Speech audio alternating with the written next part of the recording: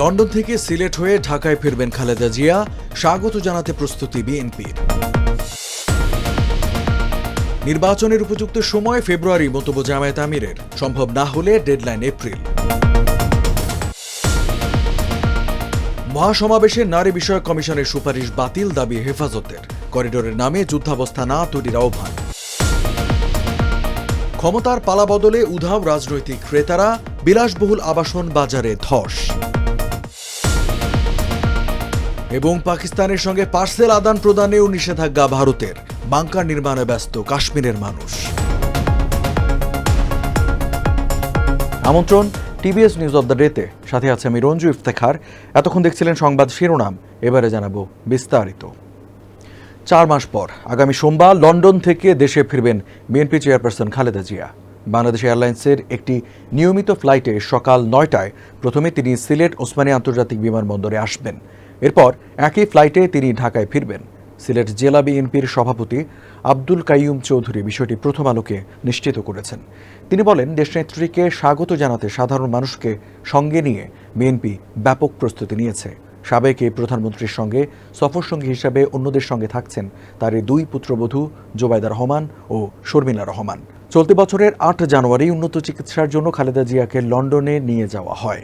অর্ধযুগের বেশি সময় পর এবার পরিবারের সদস্যদের সঙ্গে ঈদ উদযাপন করেছেন তিনি।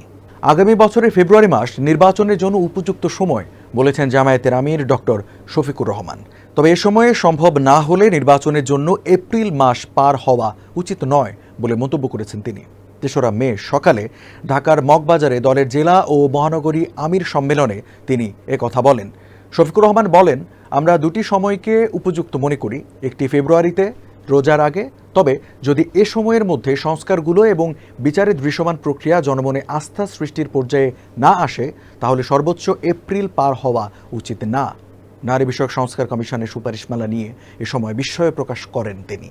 বলেন, তাদের সুপারিশ বিবেচনা করার প্রশ্নই ওঠে না। 4 দফা দাবি আদায়ে রাজধানীর সোহরাওয়ার্দী উদ্যানে মহাসমাবেশ করেছে হেফাজতে ইসলাম। সমাবেশ থেকে নতুন 2টি কর্মসূচি ঘোষণা করা হয়েছে। এর মধ্যে নারীর ন্যায্য অধিকার প্রতিষ্ঠার দাবিতে 3 মাসের মধ্যে বিভাগীয় সম্মেলন এবং আগামী 23 মে বাদ জুমা 4 দফা আদায়ে বিক্ষোভ মিছিল করবে সংগঠনটি। সমাবেশে ইসলামী চিন্তাবিদ ও ধর্মীয় নেতা জৈনুপুরের সাইয়েদ এনায়েতুল্লাহ আব্বাসী বলেন, বিতর্কিত নারী কমিশন করে ধর্মীয় অনুভূতিতে আঘাত দেওয়া হচ্ছে। সরকারের উদ্দেশ্যে তিনি বলেন, মানবিক করিডোরের নামে বাংলাদেশকে ইন্দো প্যাসিফিক অঞ্চলে যুদ্ধের দিকে ঠেলে দেবেন না। অবিলম্বে নারী বিষয়ক সংস্কার কমিশনের সুপারিশ বাতিলের দাবি জানান হেফাজত ইসলামের কেন্দ্রীয় সদস্য মাহমুদ বিন হোসাইন। গত বছরের সরকার পরিবর্তনের পর দেশের বিলাসবহুল অ্যাপার্টমেন্ট বাজারে বড় ধাক্কা লেগেছে। রাজনৈতিকভাবে সংযুক্ত অনেক ক্রেতা, যাদের বেশিরভাগই ক্ষমতাচ্যুত আওয়ামী লীগের সঙ্গে জড়িত, দেশ ছেড়ে পালিয়ে গেছেন বা কারাগারে গেছেন। ফলে বহু উচ্চমূল্যের চুক্তি বাতিল হয়ে গেছে। ডেভেলপারদের মতে ডজন ডজন দামি ফ্ল্যাট, যেগুলোর কিছু ইউনিটের দাম 21 কোটি টাকা পর্যন্ত সংরক্ষিত ছিল সাবেক মন্ত্রী, সংসদ সদস্য ও দলীয় ঘনিষ্ঠদের জন্য, এদের অনেকেই শুধু ডাউন পেমেন্ট দিয়ে অদৃশ্য হয়ে গেছেন। এখন এই ফ্ল্যাটগুলো পুনরায় বিক্রি করা কঠিন হয়ে পড়েছে। রিহ্যাবের সাবেক পরিচালক নাইমুল হাসান বলেন, আবাসন খাত কয়েক বছরের মধ্যে এখন সবচেয়ে খারাপ মন্দার মধ্য দিয়ে যাচ্ছে। তিনি খাতটিকে স্থিতিশীল রাখতে সরকারের হস্তক্ষেপের আহ্বান জানান। পাকিস্তান থেকে প্রত্যক্ষ পরোক্ষ সব ধরনের আমদানি নিষিদ্ধের পর এবার প্রতিবেশী দেশটির সঙ্গে সব ধরনের ডাক ও পার্সেল আদান প্রদান সাময়িকভাবে স্থগিত করেছে ভারত। 3রা মে ভারতের তথ্য মন্ত্রণালয় এই ঘোষণার কথা জানায়। এতে বলা হয়, ভারত সরকার সিদ্ধান্ত নিয়েছে যে পাকিস্তান থেকে আসা সকল শ্রেণীর ইনবাউন্ড ডাক ও পার্সেল সেবা আকাশ ও স্থলপথ দ্বারা আদান প্রদান স্থগিত করা হচ্ছে।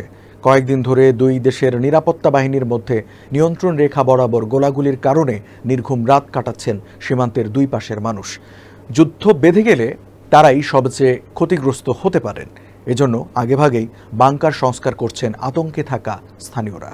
দর্শক, এই ছিল আজকে টিভিএস নিউজ অব দ্য ডেতে। এতক্ষণ সাথে থাকার জন্য ধন্যবাদ সবাইকে।